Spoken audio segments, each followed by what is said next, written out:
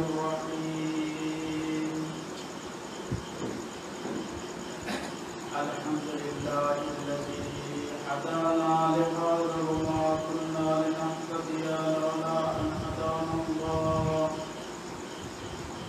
لقد جاءت رسل ربنا بالحق والصلاة والسلام على أشرف الأنبياء والمرسلين وخاتم النبيين سيدنا ومولانا جد الحسن والحسين أبي القاسم محمد اللهم صل على محمد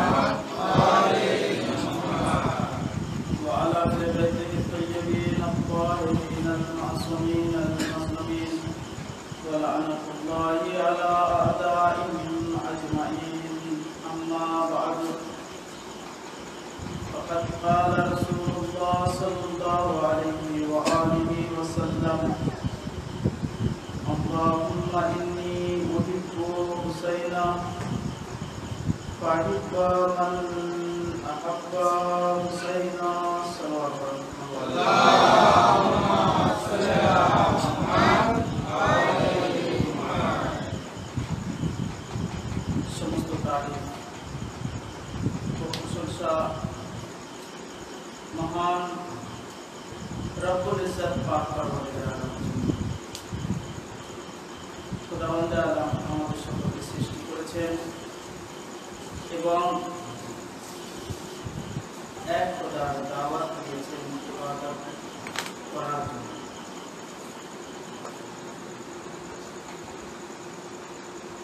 আমল করার জন্য। আমল বিভিন্ন রকম হয়, ইবাদত বিভিন্ন রকম হয়।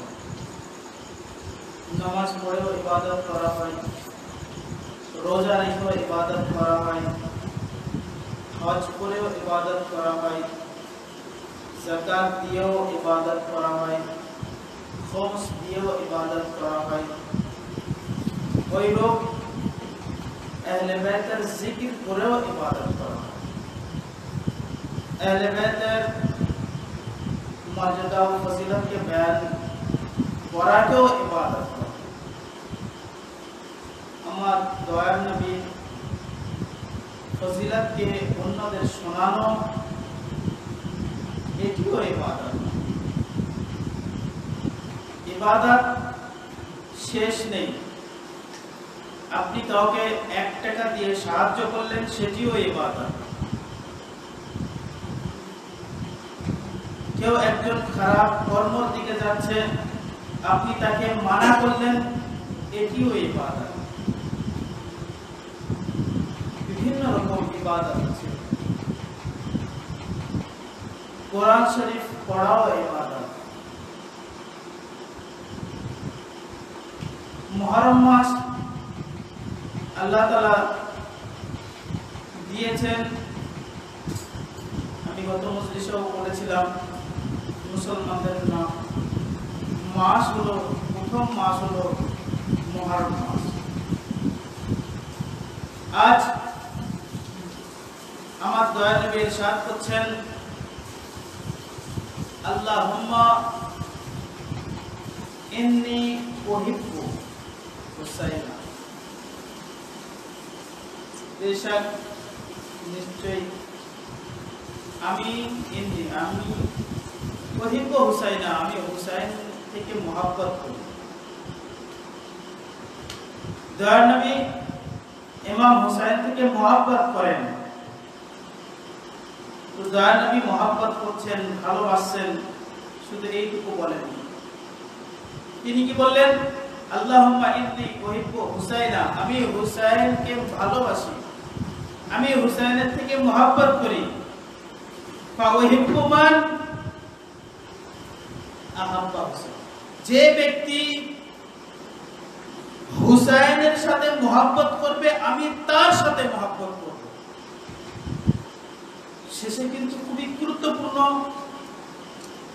আমার দয়ার নবী একটি মেসেজ দিয়েছেন আমাদের জন্য। কে আছে ইয়া কোন নানা আছে যে নাতির সাথে মহব্বত করে না? সব নানারা নাতির সাথে মহব্বত করে। নওয়াসাকে ভালোবাসে, দয়ার নবী ওইরূপ নিজের নওয়াসাকে ভালোবেসেছেন, ইমাম হুসাইনকে ভালোবেসেছেন। কিন্তু তার পরের অংশটি যখন দেখলাম তখন একটু চিন্তার বিষয়। দয়ার নবী বলছেন আমি তো ভালোবাসি, আর ওই ব্যক্তিকেও আমি ভালোবাসবো যে ব্যক্তি হুসাইনকে ভালোবাসবে। যে ব্যক্তি হুসাইনকে ভালোবাসবে সেই ব্যক্তিকেও আমি ভালোবাসবো। কোন সময়, কখন? আমার দয়ার নবী বয়ান করেছেন যখন ইমাম হুসাইন আলাইহিস সালাম শাবান মাসে জন্মগ্রহণ করেছেন, তখন ইমাম হুসাইন আলাইহিস সালামকে নিজের কোলে নিয়ে যখন হুসাইনকে দয়ার নবী দেখলেন, তখন দয়ার নবী নিজের মুখ থেকে এই হাদিসটি বয়ান করলেন, এই হাদিসটি বললেন যেটি ইতিহাসের পাতায় আহাদিসের বইয়ের ভিতরে বর্ণনা হয়েছে। লেখক লিখছেন যে দয়ার নবী বলতে বাধ্য যে আল্লাহুম্মা ইন্নী উহিব্বু হুসাইনা, আমি হুসাইনকে ভালোবাসি, আমি হুসাইন থেকে মহব্বত করছি।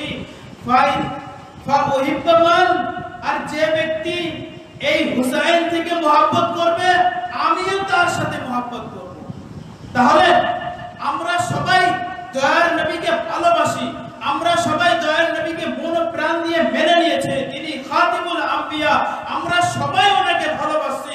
কিন্তু দয়ার নবী বলছেন আমি ওই ব্যক্তিকে ভালোবাসবো যে ব্যক্তি আমার হুসাইনকে ভালোবাসবে।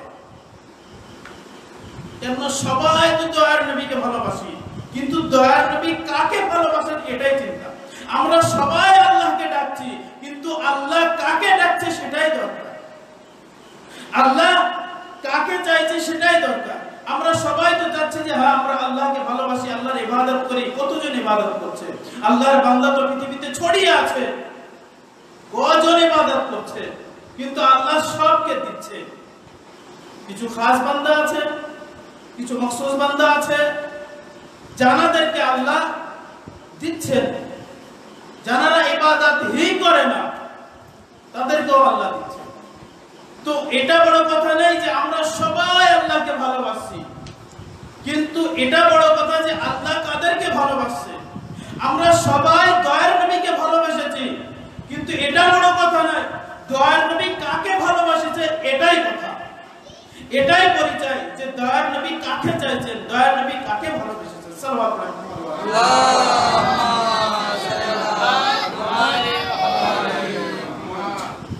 ইমাম হুসাইন আলাইহিস সালাম এমনি নাম হুসাইন মানে ওনার অনেক বৈশিষ্ট্য আছে, অনেক ফজিলত আছে, যে ইমাম হুসাইন আলাইহিস সালাম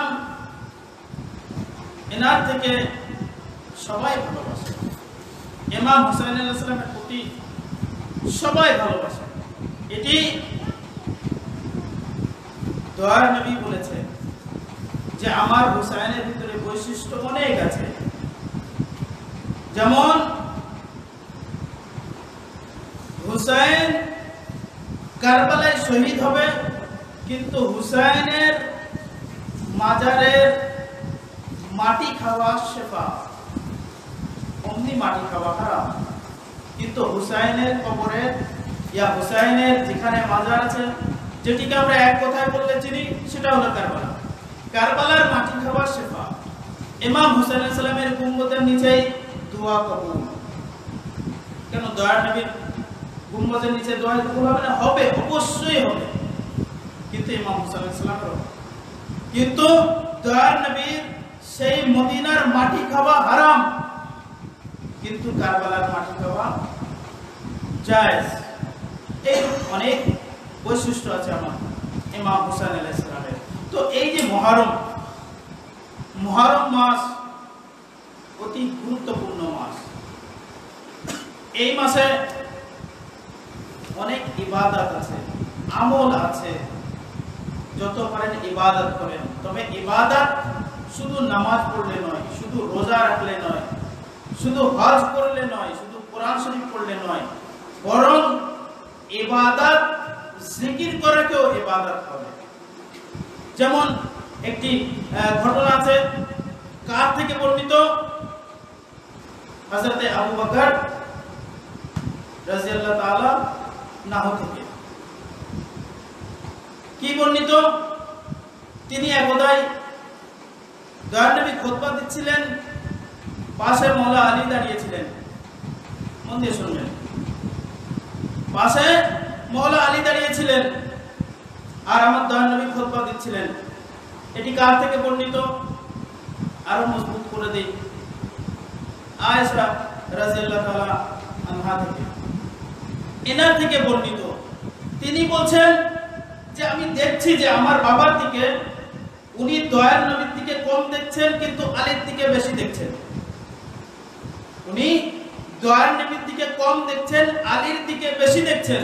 যখন খুতবা শেষ হলো, হয়ে যাবার পরে তখন ইনি জিজ্ঞাসা করছেন যে হে বাবা, তুমি তো দয়ার নবীর দিকে কম দেখছিলে, আলীর দিকে বেশি দেখছিলে, এর রহস্য কি? তো বলছে, বেটি তুমি জানো না, দয়ার নবী বলেছেন আন-নাযরু ইলা ওয়াজহি আলী ইবনে আবি তালিব ইবাদত, আলীর চেহারার দিকে দেখা ইবাদত। সেই জন্য আমি আলীর চেহারার দিকে দেখছিলাম। কে বললেন? গুরুত্বপূর্ণ হাদিস। কিন্তু এখন তো আমরা আলীর চেহারার দিকে দেখতে পাবো না, কেননা উনি নেই। ওনার জামানা শেষ, এখন শেষ জামানা চলছেন। 12টি ইমাম আমি প্রথমেই বলেছি, 12টি ইমাম আছে, 12টি ইমামের শেষ ইমামের জামানা চলছে। তো ওনার জামানা তো শেষ, আমরা তো ওনাকে দেখতে পাবো না। তো দয়ার নবী বললেন যে শুধু আলীর চেহারার দিকে ইবাদত নয়, বরং যারা যারা আলীর জিকির করবে তারাও ইবাদত করবে। তাহলে আমরা এখন দেখতে পাচ্ছি না বাস আলীর জিকির করছি, ইবাদত হচ্ছে। সালাওয়াত পড়েন মুহাম্মদ ওয়া আলাইহি ওয়াসাল্লাম।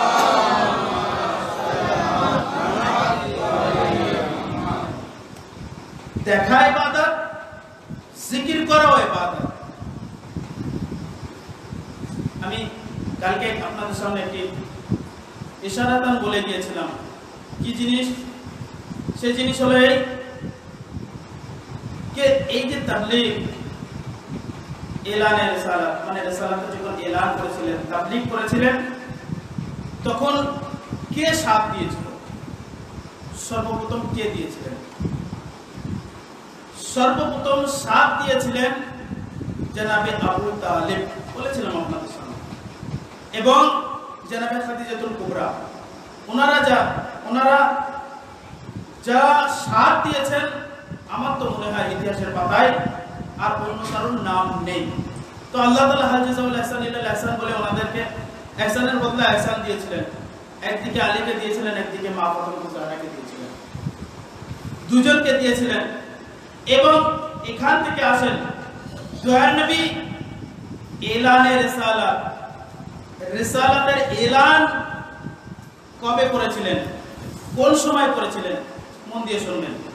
দয়ার নবী এলানে রিসালাত করেছিলেন 40 বছর বয়সে। মন দিয়ে শুনবেন, 40 বছর বয়স, তখন উনি এলানে রিসালাত করেছিলেন, মানে রিসালাতের এলান করেছিলেন। রিসালাত উনি নবী, সেটা প্রকাশ করেছিলেন। প্রকাশ করা আলাদা আর নবী হওয়া আলাদা, দুটো জিনিস গোলমাল করবেন না। প্রকাশ করা আলাদা, মানে উনি ছিলেন, প্রকাশ করেছেন। উনি ছিলেন, কেউ জানতেন না, প্রকাশ করেছেন। আর আরেকটি কথা, উনি নবী হয়েছেন। হয়েছেন বললে অনেক কিছু ভেসে যাবে। কি অনেক কিছু ভেসে যাবে বলতে কি, যে দয়ার নবী 40 বছর বয়সে নবী হয়েছেন, তার মানে তার আগে নবী ছিলেন না। যদি বলি যে দয়ার নবী 40 বছর বয়সে নবী হয়েছেন, তাহলে 40 বছর পূর্বে উনি নবী ছিলেন না। মন দিয়ে শুনবেন, নবী ছিলেন না। তো দয়ার নবী যখন নবী ছিলেন না, তখন এনার নবুয়তের ইকরার কেউ করেনি। এনাকে নবী বলে কেউ জানতেন না, মানতেন না, কেউ কলমা পড়েনি, কিছুই নয়। তাহলে একটি জায়গায় এসে আমরা ভেসে যাব কোথায়? না, দয়ার নবী যখন নবুয়তের এলান করেননি, তখন আর যেটা ইতিহাসের পাতায় লেখা আছে कि दयार नबीर विवाह हजरत আলী ইবনে আবি তালিব মানে আবু তালিব পড়িয়েছিলেন। তো এক যখন নবী হননি, তখন আমার দয়ার নবীকে বিবাহ জনাবে আবু তালিব পড়িয়েছিলেন।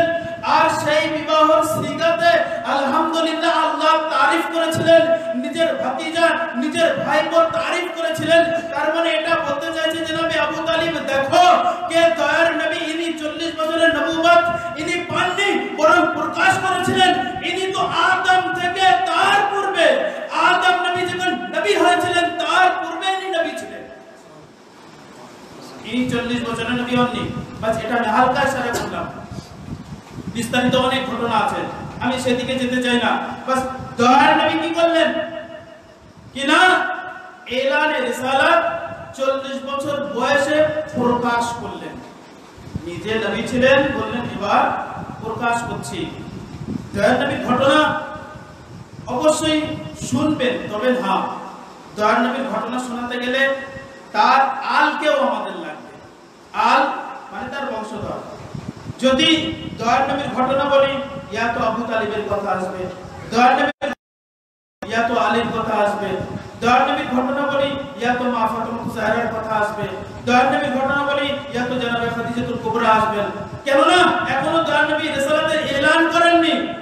40 বছর বয়স হলো তখন এই নবুয়তকে প্রকাশ করেছিলেন। তারপরে তো সব কলমা পড়েছিল, এর আগে তো সব কাফির ছিল। কিন্তু যে ঘরে দয়ার নবী ছিলেন, লালন পালন হয়েছেন, তারা তো জানতেন যে ইনি নবী, যেটা ইতিহাস সাক্ষী দিচ্ছে। কেমন ভাবে? এর পিছনে অনেক বড় ঘটনা আছে। ইতিহাস সাক্ষী দিচ্ছে যে জনাবে আবু তালিব আলাইহিস সালামের ঘরে ইনি লালন পালন হয়েছিলেন।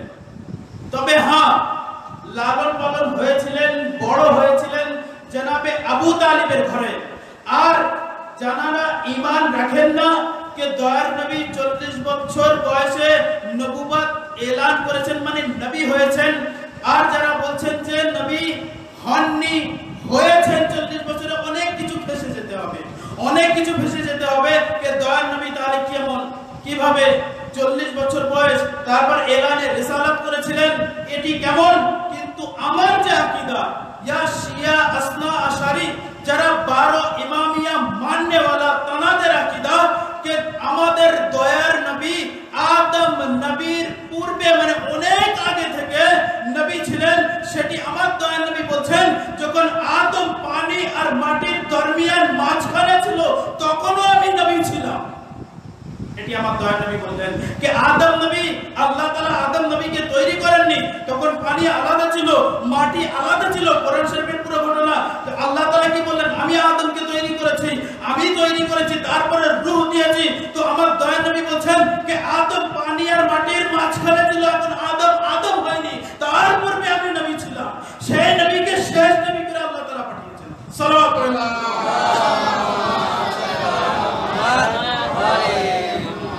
আমাদের ঈমান, আমাদের আকীদা, দয়ার নবী আদম নবীর পূর্বে নবী।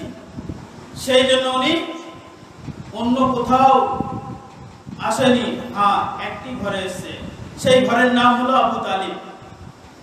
রাসূলের খোদার আরো চাচারা ছিলেন, আবু লাহাব ছিল, আবু জাহেল ছিল, বিভিন্ন অনেক আরো চাচারা ছিলেন। ইবনে আব্বাস জানার তাফসীর সবকিছু আছে আপনাদের সামনে, সব ছিল। বাস এলানে রিসালাত করছেন, মুহররম মাস ইনশাআল্লাহ। আজ এলানে রিসালাত মানে আমার দয়ার নবী কিভাবে এই দ্বীন ইসলামকে ছড়িয়েছেন সেগুলো আলোচনা। এবং কাল আপনাদের সামনে বলবো আমরা যে মজলিস করছি, মাতম করছি এবং ক্রন্দন করছি, অনেকেই ক্রন্দন খারাপ লাগছে, কাঁদছে কেন, কিসের জন্য? আমি এটা আশা করতে পারছি কোরআন শরীফের ভিতরে ক্রন্দন দেখালে তো আর কেউ খারাপ পাবেন না। কোরআন শরীফে যদি দেখাতে পারি যে কোরআন শরীফে এই ক্রন্দন লেখা আছে, কাদা লেখা আছে, তাহলে অবশ্যই আপনাদের মন থেকে অনেক কিছু শুবহাত, সন্দেহ দূর হয়ে যাবে। তো আশা করি কাল ইনশাআল্লাহ, আজ টাইম পাবো না, কারণ আজ যে মৌজু নিয়ে আপনাদের সামনে এসেছি সেই মৌজুগুলো আপনারা শুনবেন। কাল ইনশাআল্লাহ আপনাদের শোনাবো যে ক্রন্দন কোরআন শরীফে কোথায় আছে, মাতম যে আমরা জুলুস বার করছি, নিজের বুকের উপরে মারছি, এই যে মাতম, এই মাতম কখনো কেউ মাথায় মারছে, কখনো সিনাতে মারছে, যেমন ভাবে হোক মাতাম করছে, এই মাতাম কোরআন শরীফের ভিতরে কোথায় আছে? ইনশাআল্লাহ এর পূর্বেও আমি কারবালাকে কোরআন শরীফ থেকে দেখিয়েছি আপনাদের সামনে। কারবালা কোরআন শরীফের কোথায় আছে এগুলো আমি আপনাদেরকে শুনিয়েছি, আমি ওদিকে যেতে চাই না। বেশ বিশেষ দুটি তিনটি জিনিস আপনাদেরকে আমি কোরআন শরীফ থেকে দেখাতে পারবো। সেটি হলো মাতম কোথায় আছে, যেটি হলো ক্রন্দন কোথায় আছে। ইনশাআল্লাহ এই টপিকটি কাল। আজ কেন বললাম, যাতে আপনারাও তৈয়ার হয়ে থাকেন যে কোরআন শরীফে কোথায় মাতম লেখা আছে। শিয়ারা যে এত মাতম করছে, এত কাদা কাটা ক্রন্দন এগুলো করছে, এগুলো কোরআন শরীফ আছে? হ্যাঁ, কোরআন শরীফে আল্লাহ তাআলা বলছেন কোন জিনিস আমি ছাড়িনি যে কোরআন শরীফের ভিতরে নেই। হ্যাঁ বলে, তবে খুঁজলে পাওয়া যাবে। ওয়ালা রাব্বিন ওয়ালা ইয়াবিসিন ইল্লা কোন জিনিসকে আমি চাইনি, হার চিজ খুশকো তার সব কিছু যা কিছু আছে সব ঠিক কোরআন শরীফের ভিতরে আছে।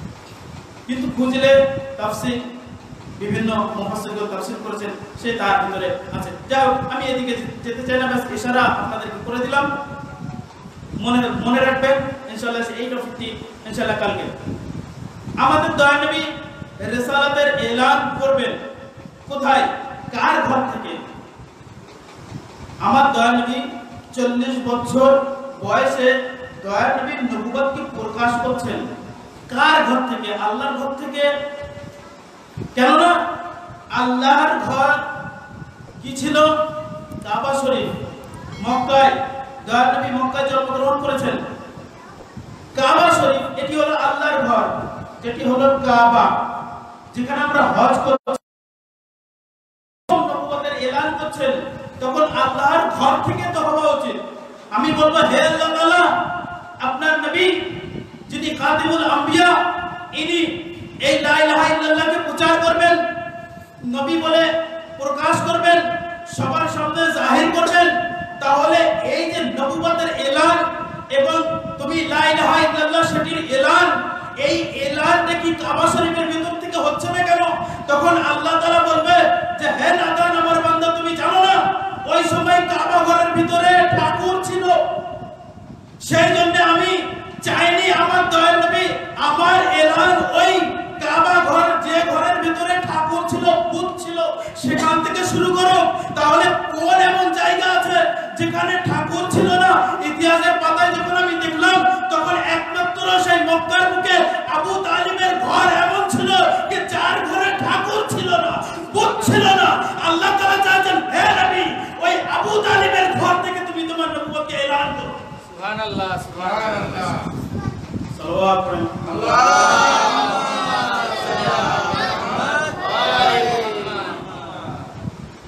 হায় আফসোস, যার ঘর থেকে দয়ার নবী নবুয়তের এলান করলেন আর তাকেই বলে দিলেন যে ঈমানই আনেনি। জনাবে আবু তালিব কাফির। আপনারা শুনেছেন এই ঘটনা, এর আগেও আমি পড়েছি। যার ঘর থেকে আল্লাহ নবুয়তের এলান করাচ্ছেন, কাবা শরীফে কেন পরিষ্কার? কাবা শরীফের ঘরে, কাবা শরীফে অনেক ভূত ছিল, ঠাকুর ছিল, সেখান থেকে হয়নি। কেননা কাবা তখন কাবা হয়নি, কাবা কেবলা হয়নি, কাবা কাবা ছিল, কাবা কাবা ছিল, সেখানে ঠাকুর পূজা হতো। বাস আর কিভাবে আপনাদেরকে বুঝাবো যে আবু তালিব মুমিন ছিলেন? কেননা আল্লাহ চাইনি নিজের ঘর থেকে হোক, চেয়েছেন আবু তালিবের ঘর থেকে হোক। কেন? কেননা ওখানে ঠাকুর ছিল, আর দয়ার নবীর আরো তো চাচা ছিলেন, সেখান থেকে তো করাতে পারতেন। আবু জাহেল ছিল, আবু লাহাব ছিল, তাদের ঘর থেকে করাতে পারতেন। কিন্তু হ্যাঁ, একটাই ঘর আল্লাহর পছন্দ হয়েছে, সেটা হলো আবু তালিবের ঘর, যেখানে আলী এসেছে, যেখানে নবী লালন পালন হয়েছেন। সেই ঘর থেকে দয়ার নবী নবুয়তের এলান করবেন। কি বললেন? হে আমার চাচা আবু তালিব, আপনি আমি কিছু কথা বলতে চাই। সর্বপ্রথম ওয়ানজিল আশিরাতাকাল আকরামিন, মানে সর্বপ্রথম আল্লাহ তাআলা বলছে, হে নবী, তুমি তোমার আত্মীয়দেরকে নিয়ে বসো, বাইরে যেতে হবে না। আগে নিজের আত্মীয় স্বজনকে বোঝাও, চাচা, দাদা, ভাই, বোন, মা, এদেরকে নিয়ে আগে এই নবুয়তের এলান করো। চাচাকে বলছেন যে, হে আবু তালিব, আমি কাল কিছু বলতে চাই, আমি কাল কিছু বলতে চাই। ঠিক আছে, কি করতে হবে? কি করতে হবে? বলছে দাওয়াতের ইন্তজাম করো, যাকে বলা হয় জুল আশিরা। এটি বিভিন্ন তারিখে তাবারি ইতিহাসের বই। এগুলো হলো ঘটনা, ইতিহাস। যেমন আমাদের স্কুলে ইতিহাস পড়ানো হয়, ভূগোল পড়ানো হয়, ওইরূপ এই দ্বীন ইসলামের ভিতরে শুধু কোরআন শরীফ একটা নয়। কোরআন শরীফ তো এটা হলো আল্লাহর কালাম, এর থেকে এসেছে তাফসীর। এবার দয়াল নবী যেগুলো বলে গিয়েছেন সেগুলো হলো হাদিস। দয়াল নবী যেসব যুদ্ধগুলো করেছেন, যেসব ঘটনাগুলো ঘটেছে, এগুলো হলো ইতিহাস, এগুলো হলো তারিখ। সবকিছু আমাদের নজর থাকা দরকার যে কোথায় কি আছে কি না আছে। তো এইরূপ ভাবে চাচাকে বললেন, হে আবু তালিব, এটা হলো কিন্তু ইসলামের প্রথম মজবুত, এটা হলো প্রথম পিলিয়ার মজবুত থাকা দরকার। আমি আপনাদেরকে কারবালায় পরে নিয়ে যাব। আগে ইসলাম, আপনাদের দ্বীন ইসলাম, এটাকে মজবুত করেন, আগে পিলিয়ার তৈরি করেন ভালো করে, যে হ্যাঁ আমাকে নাড়ালে নড়বো না। যেন যে কেউ বলে দিল যে ইসলাম এই ওই এই ব্যাস তার কথায় যায় আমি মেনে নিলাম না।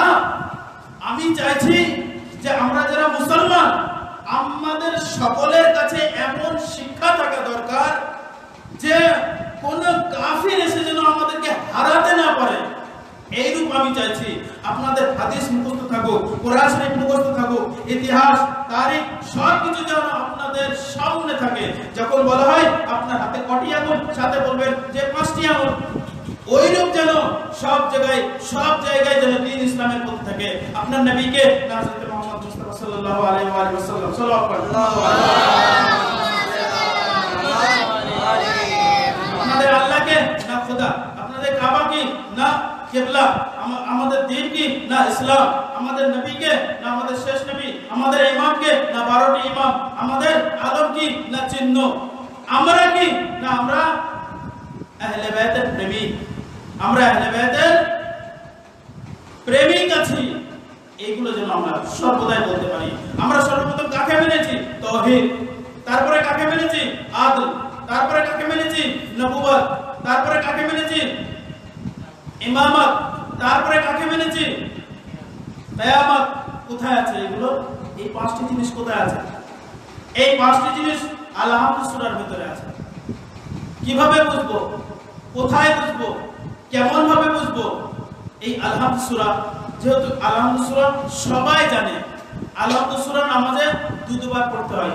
আসল মতলব কিন্তু ভুলে যাবেন না, দাওয়াতে জুলাসের আপনাদের মনে রাখবেন। যেহেতু কথা এসে এটা শুনে নেন। আল-হামদ সূরা দুবার অবতীর্ণ হয়েছে, দুবার নাযিল হয়েছে, একবার মক্কায়, একবার মদিনায়। সেইজন্য আর এতে 7টি আয়াত আছে, সবে মাসানি ওয়াকে বলা হয় দুবার। তো এই আল-হামদ সূরা কেন এত ফজিলত? কেননা আল-হামদ সূরার ভিতরে 7টি শব্দ এমন এসেছে যে দুবার এসেছে। 7টি শব্দ সে দুবার এসেছে। কেমন ভাবে সেগুলো আপনারা জানতে হবে, বুঝতে হবে। যে আল-হামদ সূরা আমরা পড়েছি, প্রত্যেক নামাজে পড়ছি, তবুও হালকা করে আমি ইশারা করে দেব, বেশি এতে টাইম নিতে চাই না, অনেক টাইম হয়ে গেছে। বাস শুনবেন, আল-হামদের ভিতরে 7টি শব্দ এমন আছে যে 7টি শব্দ দুবার এসেছে। প্রথম শব্দ আল্লাহ, বিসমিল্লাহির রহমানির রহিম। বিসমিল্লাহ একটি, আল্লাহ আছে। তারপরে আছে আলহামদুলিল্লাহ। আল্লাহ এখানে, ওখানে আল্লাহ, সংক্ষিপ্ত করে তাড়াতাড়ি আমি নিয়ে যাই। আল-হামদ সূরার এত ফজিলত কেন? আল-হামদ সূরা পড়ে আপনি পানিতে ফুঁক দিবেন, সেটিকে খেয়ে নেবেন মন পরিষ্কার করে, মন নিয়ত পাক্কা করে, নিয়ত খালিস রেখে আপনি যে খাবেন, ইনশাআল্লাহ আল্লাহ যদি চায় পাক পঞ্জিতনের দোয়ায় আপনি সুস্থ হয়ে যাবেন। আর এই যে আলহামদুলিল্লাহ সূরা, এই সূরার কিন্তু অনেক ফজিলত আছে। আলহামদ সূরা জনাবে ইবনে আব্বাস শুধু আলহামদ সূরার বিসমিল্লাহির রহমানির রহিম তাফসীর করছিলেন, সারা রাত হয়েছে আলহামদ সূরা শুধু, বেশি আর অন্য কোথাও নেই। আলহামদ সূরার যে উপরে বিসমিল্লাহির রহমানির রহিম ইবনে আব্বাস তাফসীর করছেন, সামনে কে তাফসীর বয়ান করছেন? না মাওলা আলী তাফসীর বয়ান করছেন। কিভাবে বয়ান করছেন? সারা রাত হয়ে গেল, ফজরের সময় হলো, ইবনে আব্বাস বলছে মাওলা এই বিসমিল্লাহির রহমানির রহিম তাফসীর এখনো শেষ হলো না, এখনো তো পুরো সূরা বাকি আছে। তো মাওলা বললেন, হে ইবনে আব্বাস তুমি চিন্তা করো না, বাস এইটুকু জেনে নাও যে এই বিসমিল্লাহির রহমানির রহিমের ভিতরে এই পুরো কোরআন শরীফ আছে লুকানো। এই বিসমিল্লাহির রহমানির ভিতরে আছে এই বিসমিল্লাহির রহমানির রহিমের যে বায়ে বিসমিল্লাহ আছে, প্রথম যে অক্ষরটি আছে সেটা হলো বা, আর এই বায়ের ভিতরে পুরো কোরআন শরীফের তাফসীর লুকানো আছে। আর যদি তুমি বেশি জানতে চাও যে এই বায়ের যে নুকতা আছে, এই যে পুরো কোরআন শরীফের তাফসীর এই বায়ে বিসমিল্লাহর নুকতার ভিতরে আছে। আর তুমি চিন্তা করছো যে সারা রাত চলে গেছে, এই নুকতা যদি তুমি জানতে চাও তাহলে আমার কাছ থেকে জেনে নাও, আনা নুকতাল্লাযী আলা, এই যে বায়ের নিচে যে নুকতা আছে এই নুকতা হলাম আমি আলী ইবনে আবি তালিব।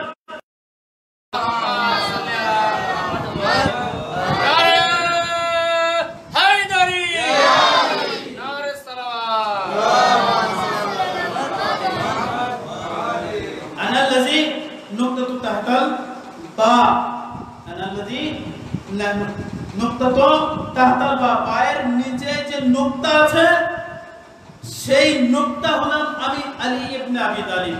এখানে মাওলা আলাইহিস সালাম অনেক শব্দ আছে, বা আছে, তা আছে, সা আছে, সব কিছু আছে, জিম আছে, জাদ আছে, গায়েন আছে। আপনি বায়ের নুকতাকে কেন বললেন?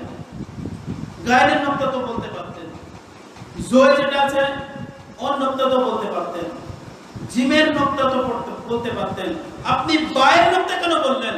তখন বলছে যে আমি কিয়ামত পর্যন্ত খবর রাখি, যদি বলতাম জিমের নুকতা আমি নুকতাটা কেটে সব হে পড়ে দিত। যদি বলতাম আমি গায়েনের নুকতা তো গায়েনের নুকতাকে কেটে আইন পড়ে নিত। যদি আমি জাদের নুকতা তো জাদকে কেটে দিয়ে সাদ পড়ে নিত। আমি এমন একটি নুকতা বলেছি সেটা হলো বায়ের নুকতা। নুকতা বাদ দিলে কিছুই নাই, নুকতা আসলে আবার সব কিছু আছে। সাল্লাল্লাহু আলাইহি ওয়াসাল্লাম।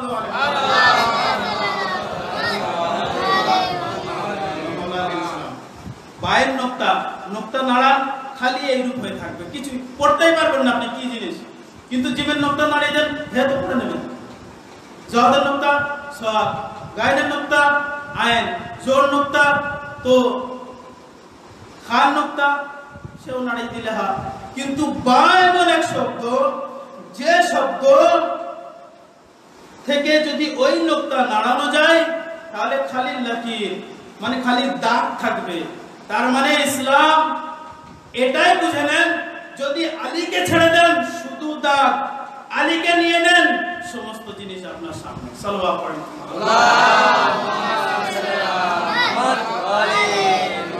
যে জিনিসটা আমি বলতে চাচ্ছি, ঘটনার ভিতর থেকে আবার ঘটনা বেরিয়ে আসছে। সবে মাসানি আলহামদুলিল্লাহ সূরা আল্লাহ দুবার আছে। আমি খুব তাড়াতাড়ি নিয়ে যাব, মন এদিকে রাখবেন, খুব দ্রুত নিয়ে যাব। আল্লাহ দুবার আছে, একটু বিসমিল্লাহির রহমানির রহিম। তো এই বিসমিল্লাহর ভিতরে যে আল্লাহ, এই একটি আল্লাহ। আলহামদুলিল্লাহ আবার আছে আলহামদুলিল্লাহি রাব্বিল আলামিন। আলহামদুলিল্লাহর ভিতরে আবার আল্লাহ আছে, মানে আল্লাহ দুবার আছে। এইরূপ ভাবে সাতটি জিনিস আছে। দ্বিতীয় কি?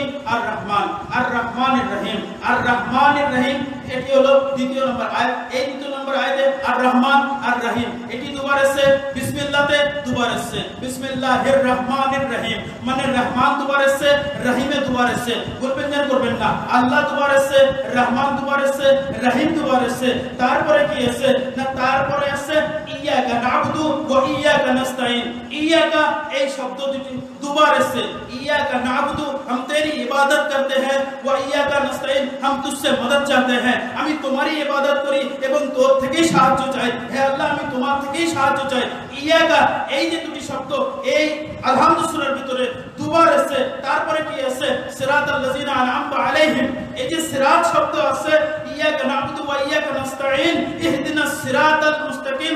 সিরাতাল লাযিনা দুবার আছে, ইহদিনাস সিরাতাল মুস্তাকিম সিরাতাল লাযিনা আনআমতা আলাইহিম গায়রিল মাগযুবি আলাইহিম। মানে সিরাত দুবার, আলাইহিম দুবার, সিরাত দুবার, আলাইহিম দুবার।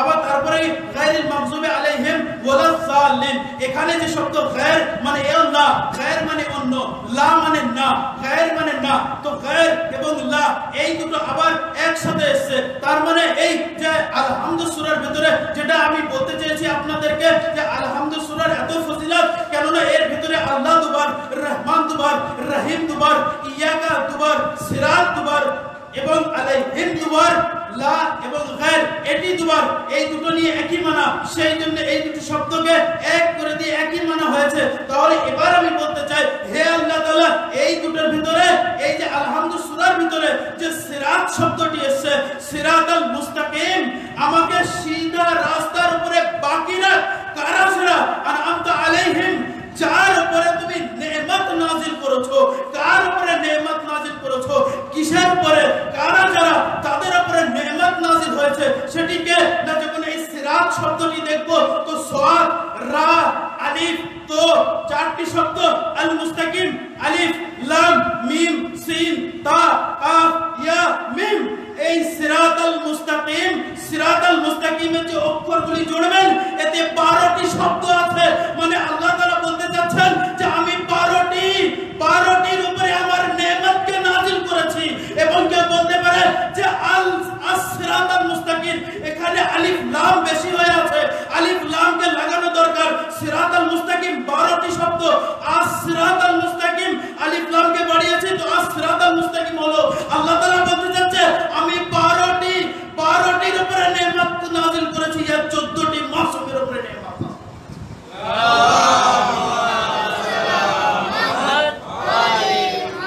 খুবই দ্রুত নিয়ে যাচ্ছে আপনাদেরকে, মনে দিকে রাখবেন। সিরাতাল মুস্তাকিম 12টি অক্ষর, 12টি অক্ষর। আল্লাহ তাআলা বলেন যে আমি নেয়ামত নাযিল করেছি এই 12টি অক্ষরের উপরে, মানে 12টি ইমামের উপরে। কেউ যদি বলে ইসলাম বেশি, তো সেটাও আমি ধরে নিলাম 14 মাসুমের উপরে। আর তো কোথাও যেতে পারবে না, আর তো কোনো বাড়ানো যাবে না যে না 3 থেকে বাড়িয়ে দেব। সাল্লাল্লাহু আলাইহি মুহাম্মদ ওয়া আলি মুহাম্মদ।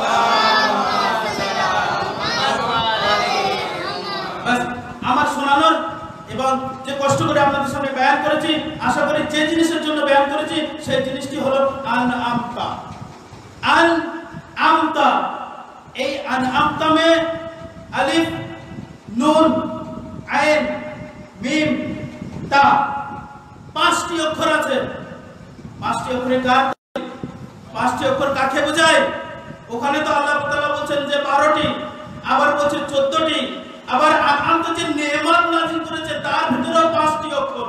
সাল্লাল্লাহু আলাইহি ওয়াসাল্লাম। নেয়ামত কাকে বলে? নেয়ামতের ভিতরে 5টি লিখেছে।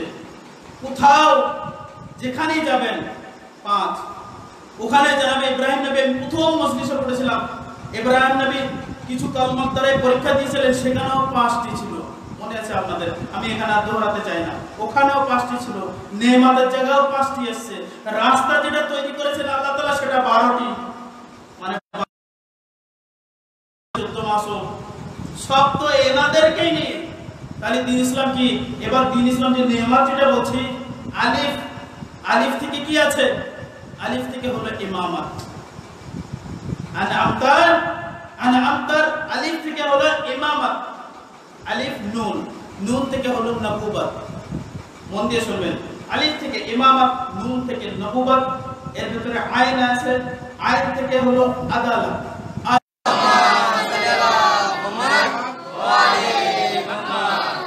জানি না কোথায় ঘটনা শোনাচ্ছিলাম, কোথায় চলে এসেছি। 5টি জিনিস। দ্বীন ইসলাম, এই দ্বীন ইসলাম ছাড়া কিছুই নেই। কোরআন শরীফ ছাড়া কোথাও যেতে চাচ্ছি না। বাস কোরআন শরীফের ভিতরে যেগুলো আছে সেগুলো আপনাদেরকে শোনাচ্ছি। কোরআন শরীফে যদি 12 ইমাম থাকে, কোরআন শরীফে যদি 14 মাসুম থাকে, কোরআন শরীফের ভিতরে পাক পঞ্জিতন থাকে, তাহলে আর অন্য কিছু শোনানো যাবে না? অন্য কিছু শোনানো যাবে না। হ্যাঁ যাবে, নামাজ, রোজা, হজ, এগুলো তো আছেই আছে, কিন্তু যেগুলো মানুষ লুকিয়ে রেখেছে সেগুলো আমি তুলে ধরছি। নামাজ তো সবাই জানে, কে জানে না? রোজা তো সবাই জানে, কে জানে না? হজ সবাই জানে, কে জানে না? যাকাত দিতে কে জানে না? সবাই জানে। খবর দিতে কে জানে না? সবাই জানে। নেক কাজের উপদেশ দেওয়া কে জানে না? সবাই জানে। কিন্তু যেগুলো জানা নেই সেগুলো জানছে। এগুলো তো জানা নেই, যে পাক পঞ্জিতন কাকে বলে, পরা ইমাম কাকে বলে, 14 মাসুম কাকে বলে, এরা কোরআন শরীফের ভিতরে কোথায় আছে? তো আশা করি এগুলো আমরা ভালোভাবে বুঝতে পারবো। তো কোথায় আপনাদেরকে ছেড়ে এসেছিলাম, কোথায় চলে এসেছে আল-আনফাল সূরার ভিতরে এই আনআমতার জন্য, এই সিরাতাল মুস্তাকিমের জন্য, যেটি সঠিক রাস্তা সেই তাদের জন্য আমি ওখান থেকে এখানে চলে এলাম। তো সর্বপ্রথম দয়ার নবী কি বললেন? হে আমার চাচা, আমি নবুয়তের কিছু কথা বলতে চাই, দাওয়াত করুন। দাওয়াত করলেন, বাস আমি সংক্ষিপ্ত আকারে তাড়াতাড়ি নিয়ে যাব। কি বলল আবু তালিবকে? আবু তালিব, হে আমার চাচা, আপনি দাওয়াত করুন। তখন নবুয়তের এলান করেননি, প্রকাশ করেননি। তখন কি বললেন? ইয়া আলী। কি বললেন? ইয়া আলী, মানে হে আমার পুত্র আলী। বুঝতে পারেননি? হে আমার পুত্র আলী, ইয়া আলী, যাও তোমার আর চাচাদেরকে এবং আত্মীয় স্বজনকে দাওয়াত করে নিয়ে এসো ঘরে। সর্বকে ছিল আবু লাহাব, আবু জাহেল, সব চলে এলো। সব আসার পরে দেখছেন যে আবু তালিব খাওয়া দাওয়ার ব্যবস্থা করা হয়েছে। তো সে এসে আগে যারা খাওয়া দাওয়ার দিকে থেকে আগে গিয়ে চেক করে আসে যে কিছু দেওয়া হবে কি না দেওয়া হবে। সেই জন্য জিকরে হুসাইন, জিকরে মাজলিস যেভাবে ভোগ করি না কেন আগে তাবারুকের ব্যবস্থা থাকে। তাবারুক দরকার, তো তাবারুক অবশ্যই করবেন, কেননা সে আবার চলে যায়। তো এইরূপ যেন না হয়। জানাবে আবু তালিব বলেন, ঠিক আছে, আমি কি করে দেখবো, কেননা এই 3 দিন আগে, এই যে 2 দিন আগে, কেননা যারা দাওয়াত করে তারা বেশি অংশ দরজায় গিয়ে দাঁড়ায়। কেন? দূর থেকে দেখে যে আর কেউ আসছে কিনা, আর কেউ আসছে কিনা। যারা খাদিম থাকে, যারা খেদমত করে, যারা জলসা করে, যারা মজলিস করে, যারা সবকিছু ব্যবস্থা করে, কিন্তু যারা মেন পর্যায়ে থাকে তারা কোনোদিন দেখবেন বসবেন না, তারা সবসময় গেটে থাকবে, তারা এদিকে যাবে ওদিকে যাবে। তো ওইরূপ জানাবে আবু তালিব এই দ্বীন ইসলাম বললেন, আজ আমি ভেতরে থাকবো, বাইরে নয়। যখন ভেতরে হলো, যখন খাওয়া দাওয়া হলো, সেই আবু তালিব উঠে দাঁড়িয়ে কিছু বলতে, সেই আবু লাহাব উঠে দাঁড়িয়ে কিছু বলতে চাইছিল, কিন্তু জানাবে আবু তালিব পাশে বসেছিলেন, হাত লম্বা করে জামা ধরলেন, ধরে টেনে বসিয়ে দিলেন, বস। কি বস? কেন? কেননা আমার ভাতিজা কিছু বলতে চায়, আমার ভাইপো কিছু বলতে চায়। কি না, শুনতে হবে, বারবার উঠে গেলে হবে না। যদি জানাবে আবু তালিব কাফির হতেন, মাআযাল্লাহ নাউযুবিল্লাহ, আমাদের ঈমান নেই, আমরা তো জানি উনি মুমিন, যাদের ঈমান নেই তাদের যদি জানাবে আবু তালিব কাফির হতেন, তাহলে সে তাদের মতন বলতেন যে খাওয়া দাওয়া হয়ে গেছে, বাদ দাও, এবার যে যার মতন ঘরে চলে যাও, নিজের নিজের ঘরে চলে যাও, আমিও আরাম করি। কিন্তু না, সাথে সাথে সেই আবু লাহাবকে গরিবান ধরে বসিয়ে দিলেন। বসিয়ে দেওয়ার পরে বলছে, বস, আমার ভাইপো কি বলবে, আমার ভাতিজা কি বলবে, সেটাকে শুনে যেতে হবে। তখন দয়ার নবীকে বললেন যে হে আমার ভাইয়ের ছেলে। কি বললেন? হে আমার ভাইয়ের ছেলে, হে আমার ভাইপো, হে আমার ভাতিজা, যেভাবে হোক আপনি বলেন। উনি বললেন যে এবার তুমি কি বলতে চাও বলো। তখন সর্বপ্রথম যে বাক্যটি আমার দয়ার নবীর মুখে আসলো সেটি হলো কি? আলু, তোমরা সবাই বলো লা ইলাহা ইল্লাল্লাহ ফাতুফলিহু। কি? তোমরা সবাই বলো লা ইলাহা ইল্লাল্লাহ। কেন?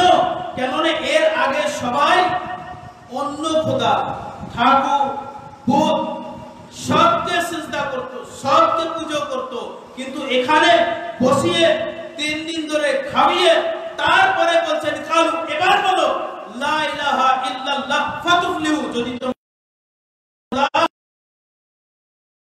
তখন আবু লাহাব বলল লা ইলাহা ইল্লাল্লাহ, তাহলে তুমি কে? তো বলছে আমি লা ইলাহা ইল্লাল্লাহ, তাহলে আমি ওনারই নবী। বলো মুহাম্মদুর রাসূলুল্লাহ, সাল্লাল্লাহু আলাইহি মুহাম্মদুর রাসূলুল্লাহ। যদি আমি আল্লাহকে মেনে নিই লা ইলাহা ইল্লাল্লাহ, তাহলে তুমি কে? বলে তুমি যদি লা ইলাহা ইল্লাল্লাহ পড়ো তাহলে এটাও বলবে যে আমি মুহাম্মদুর রাসূলুল্লাহ, আল্লাহর তরফ থেকে রাসূল হয়ে এসেছি। এর আগে তো জানতো না, এর আগে তো বুঝতে দেয়নি। হ্যাঁ, শুধু জানতেন আবু তালিবের ঘরানা, বাস। তাহলে এবার বোঝা গেল এটাই কে মুহাম্মদুর রাসূলুল্লাহ ওখানে হলেন, উনি নবী হলেন, উনি রাসূল হলেন। সব শোনার পরে চুপচাপ বসে আছে। দয়ার নবী বললেন যে এই কাজে এবার দেখেন মন দিয়ে শুনবেন, যেখানে আমি আপনাদেরকে আনতে চেয়েছি সেটা হলো এই পর্যায়ে। বাস এরপর থেকে আমি মাসারের দিকে যাব। আজ মুহররমের 8 তারিখের রাত, মন দিয়ে শুনবেন, আজ মুহররমের 8 তারিখের রাত জনাবে আব্বাস আলমদার আলাইহিস সালাম এনার মখসুস, এনার জন্য, জনাবে আব্বাস আলমদারের জন্য। বাস আমি কিছুটা এটা শেষ করে নিই। বাস এখান থেকে আজ এমনই আপনারা শুনবেন তো, হ্যাঁ দ্বীন ইসলাম কোথায়, কেমন ভাবে, কিভাবে আমাদেরকে পৌঁছিয়েছেন, আস্তে আস্তে আপনারা শুনতে থাকবেন এই মজলিসের মাধ্যমে। কি হলো না, লা ইলাহা ইল্লাল্লাহ মুহাম্মাদুর রাসূলুল্লাহ সাল্লাল্লাহু আলাইহি ওয়া সাল্লাম কালমা পড়ে নিলেন সব ওখানে, কিন্তু কেউ পড়েনি, না পড়া মাত্র সব চুপচাপ বসে আছে, কেউ তো বলেনি।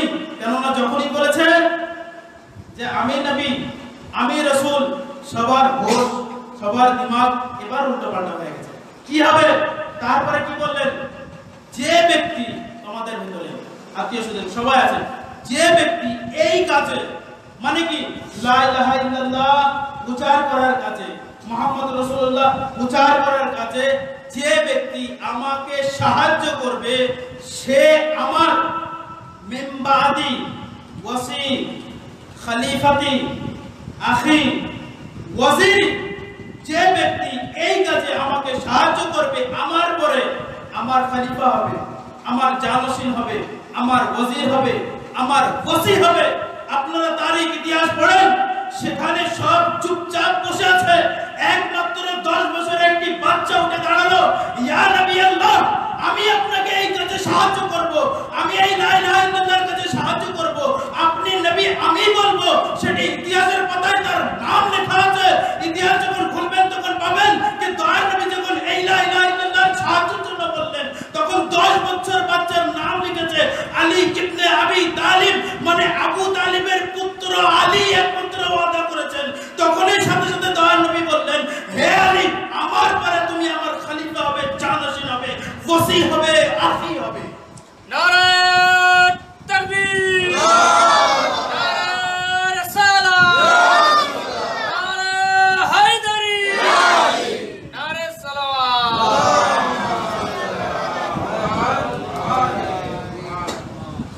বুঝতে পারছেন কোথায়? মক্কায় এখনো কেউ ইসলাম গ্রহণ করেনি। তখন মওলা আলী আলাইহিস সালাম ওয়াদা করলেন, 10 বছর বয়সে ওয়াদা করলেন। এটা বলেননি দয়ার নবী আমি কলমা পড়ছি, নয়, আমি ওয়াদা করছি সাহায্য করব। মানে উনি জানতেন, আগে থেকে মেনে নিয়েছেন, তারপরে তো ওয়াদার কথা বলছেন। আগে থেকে জানতেন, তারপরে ওয়াদার কথা বলছেন। কিন্তু যারা ছিল তারা এবার কি বলল? উঠে দাঁড়ালো, উঠে দাঁড়িয়ে বলছে যে দেখো আবু তালিব, তোমাকে আর কি বলবো, তোমার ভাইপোকে এবার তোমার কথা শুনতে হবে, কেন উনি আল্লাহর নবী। আর সব থেকে বড় এটাই যে এবার তোমার বেটার কথাকে মানতে হবে, কেননা নবী তো নিজের পরে খলিফা ওকেই বানিয়েছে। তাহলে তোমার বেটার কথা শুনে আজ তোমাকে বাড়াতে হবে। তার মানে এটাই বলতে চেয়েছি আপনাদেরকে যে জনাবে আবু তালিব কাফির নয়, উনি অনেক আগে ইকরার করেছেন যে নবুয়ত আমার ঘরে, ইমামত আমার। সুবহানাল্লাহ, সুবহানাল্লাহ। জনাবে আবু তালিবের ঈমানের অনেক প্রমাণ আছে, অনেক দলিল আছে, আমি আর বেশি নিয়ে যেতে চাই না, বাস এখানে স্টপ করছি। যদি ইসলামকে জানতে চান, যদি ইসলামকে বুঝতে চান, তাহলে আসতে হবে আহলে বাইতের ঘরানার কাছে, আসতে হবে আহলে বাইতের দরজায়, আসলেই সবকিছু পাওয়া যাবে। আহলে বাইত ছাড়া কোনো রাস্তা নেই। কেন আলহামদুলিল্লাহ সূরার ভিতরেই আছে যে সূরাটি আমরা প্রত্যেক নামাজে দুবার তো পড়তেই হবে। জোহরের নামাজে দুবার তো পড়তেই হবে। শেষে যে এটি আছে সেটি একটি দোয়া আছে, আর মাগরিবেও দুবার পড়তে হবে, ফজরেও দুবার পড়তে, নামাজে দুবার পড়তেই হবে।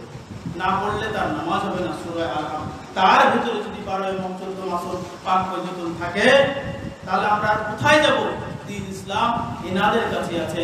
আশা করি বুঝতে পেরেছেন। আজ 8 মুহররম, 8 মুহররম কি কার হিসেবে, কার জন্য মখসুস না, আমরা পড়ে আসছি। গত মজলিসও, গত মুহররমেও আমরা পড়েছি জনাবে আব্বাস আলমদার। জনাবে আব্বাস আলমদারের ফজিলত আপনাদের সামনে আছে। জনাবে আব্বাস আলমদারের ফজিলত এটাই ছিল যে উনি শেরে খোদার বেটা ছিলেন। ইমাম ইমাম হুসাইন ইসলাম ছিলেন না? ইমাম হাসান আলাইহিস সালাম ছিলেন না? ছিলেন। কিন্তু কোরআন শরীফ যখন দেখব তখন আমি এটাই পেয়েছি, ইমাম হুসাইনকে আল্লাহর নবী নিজের বেটা বলেছেন। কার? আলীর বেটা নয়, নিজের বেটা বলেছেন দয়ার নবী। আল্লাহ তাআলা কোরআন শরীফের ভিতরে আয়াত আছে না, ঈদে মুবাহিলা ওয়া আবনানা ওয়া আবনাকুম ওয়া নিসানা ওয়া নিসাকুম ওয়া আনফুসানা ওয়া আনফুসাকুম সুম্মা নাফতাহিল ফানাজাল্লা নাতুল্লাহি আলাল কওমিল কাযিবিন। এই যে আয়াত, এই আয়াতে আল্লাহ তাআলা বলেন তুমি তোমার বেটাদেরকে বলাবো, আমিও আমার বেটাদেরকে বলাবো। তো দয়ার নবীর বেটা হিসেবে ইমাম হাসান ইমাম হুসাইন ছিলেন। মাওলা আলীর যে আসল বেটা সেটা হলো জনাবে আব্বাস। কেননা ইমাম হাসান ইমাম হুসাইন হযরত আলী আলাইহিস সালামের মাধ্যমে, কিন্তু কোরআন শরীফ অনুযায়ী দয়ার নবী মা ফাতেমা জাহরা, কিন্তু জনাবে আব্বাস ইনি হলেন শেরে খুদার বেটা, আরো বেটা ছিলেন। কিন্তু মওলা আলাইহিস সালামের যে রূপ, যে দবদবা, সেটি মওলা আব্বাস আলাইহিস সালামের কাছে ছিল। ইমাম হাসান আলাইহিস সালামের কাছেও, ইমাম হুসাইন আলাইহিস সালামের কাছেও সবকিছু প্রত্যেক যুদ্ধে দেখিয়েছেন। ইমাম হাসান আলাইহিস সালাম যুদ্ধ করেছেন, ইমাম হুসাইন আলাইহিস সালাম বাবার সাথেও যুদ্ধ করেছেন, জনাবে আব্বাস আলমদারও যুদ্ধ করেছেন। কোথায়? জঙ্গে সিফিন। সিফিন যুদ্ধ। সিফিন যুদ্ধ কার সাথে হয়েছিল? কার সাথে হয়েছিল? মাবিয়ার সাথে হয়েছিল। সে বড় একটি চিঠি লিখেছিল মওলার কাছে, সময় নেই। সে চিঠির উত্তর মওলা আলাইহিস সালাম কেমন হলো হালকা ইশারা না করলেও পাচ্ছে না। শুনবেন কি চিঠিতে লিখেছিল? সাল্লাল্লাহু আলাইহি ওয়াসাল্লাম।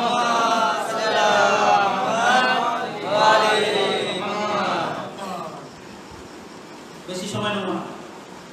মাবিয়া চিঠি লিখছে যে হে আলী, আমার কাছে 90,000 লস্কর আছে। বাস কিছুটা শোনাবো, প্রত্যেকটা নয়। 90,000 লস্কর আছে। তো মাওলানা আলাইহিস সালাম এদিক থেকে লিখছেন, তোর কাছে যদি 90,000 লস্কর থাকে তাহলে আমার কাছে মালিকে আস্থা আছে। মালিকে আস্থা মানে খুবই, মানে যেন মাওলানা আলাইহিস সালামের ডান হাত ছিলেন। বাস এইটুকু আপনাদেরকে বোঝানো। তো বলছে আমার কাছে বহু লস্কর, তো বলছে আমার কাছে মালিকে আস্থা। এর যেটি অপোজিট ভাবে লিখছে সেটা হলো কি, যে আমার কাছে শস্যের দানার মতো লস্কর আছে। মাওলানা আলাইহিস সালাম বললেন আমার কাছে মোরগ আছে। শস্যের দানাকে ফুটে ফুটে ফুটে ফুটে সাল্লাল্লাহু আলাইহি ওয়াসাল্লাম।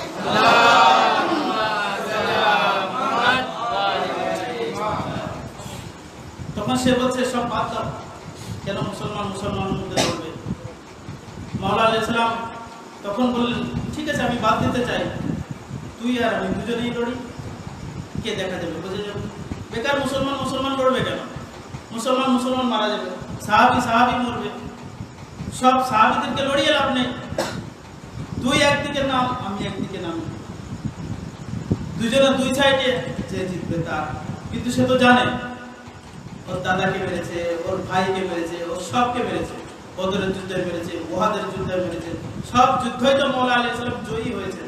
খায়বারের যুদ্ধ, তারপরে তো ফতহে মক্কা, মক্কাকে যখন জয়ী করলেন তখন কি হলো না, তখন এরা মুসলমান যে এবার আর কোনো রাস্তা নেই, করতেই হবে। তো সেই হিসেবে তো আসছে, তো ওদের জানে, ছোটবেলা থেকে তো দেখে আসছে কি না আলী কত পীর, বলছে সব বাদ দাও, মুসলমান লড়াই লাভ নেই, তুই আয় আর আমি যাই, দুইজনা হবে সামনাসামনি লড়াই, যে মরবে সে অসিলে জাহান, আর যে থাকবে সে তার দায়িত্ব থাকবে সবকিছু। বলছে না এটা হবে না, বলেছে তাহলে কি হবে? বলে কিছুই না, বা যুদ্ধ হবে। এটা পুরো যুদ্ধ ঘটনা আমি কিন্তু শোনাই না আপনাদেরকে, হালকা করে ইশারা করেছি। কেন ইশারা করেছি? কেননা আব্বাস আলমদারকে আমি নিয়ে আসবো সামনে। জনাবে আব্বাস আলমদারকে মাওলানা আলাইহিস সালাম নিজের পোশাক দিলেন, আর মাওলানা আলাইহিস সালাম যখন যুদ্ধ করতেন তখন মুখ ঢেকে করতেন, কেউ বুঝতেই পারত না। জনাবে আব্বাস আলমদারকে নিজের লেবাস দিলেন, নিজের আমামা পড়ালেন, নিজের তলবার দিলেন, শুধু শক্তির রূপ দেখাচ্ছে, কিছু না। কে? মওলা আলাইহিস সালামের যে বৈশিষ্ট্য সেটি জানাব আব্বাস সাল্লাল্লাহু আলাইহি ছিল। কারবালায় তো কিছুই নাই, কিন্তু কয়েকজন আছে, সিফিনের যুদ্ধে আরো বেশি ছিল। কি হলো কিনা জানাবে আব্বাস আলমদার যখন যেতে লাগলেন, তখন যেটাকে বর্ণনা করা হয়েছে সাফো কো চীরতা হুয়া শের আগে নিকলা, মানে সৈন্যকে কেটে কেটে কেটে কেটে যে লাস্ট সাফে পৌঁছায় তার নাম হলো আব্বাস। এমন ভাবে ঘুরে যখন যুদ্ধকে জয়ী করে ফেললেন, নিকাব যখন খুললেন, তখন সব বুঝতে পারছে এটা আলী নয়, এটা আব্বাস। সাল্লাল্লাহু আলাইহি ওয়াসাল্লাম। কিন্তু যখন জনাবে আব্বাস ময়দানে গেলেন, ভয়ে পালাতে শুরু করলো, কি না আলী এসেছে। যখন ভয়ে পালিয়ে অনেকেই চলে গিয়েছে এবং যুদ্ধকে জয়ী করে ফেললেন, ফিরে যখন খায়মায় গেলেন, নিকাব খুললেন, তখন দূর থেকে দেখছে আলী তো খায়মায় বসে আছে, তাহলে ইনিকে খুললেন, দেখলেন এটা তো জনাবে আব্বাস। মালিকে আস্তার বললেন, হে আব্বাস, আজ মাওলা আলীর জওয়ানির কথা মনে পড়ে গেল। সাল্লাল্লাহু আলাইহি ওয়াসাল্লাম।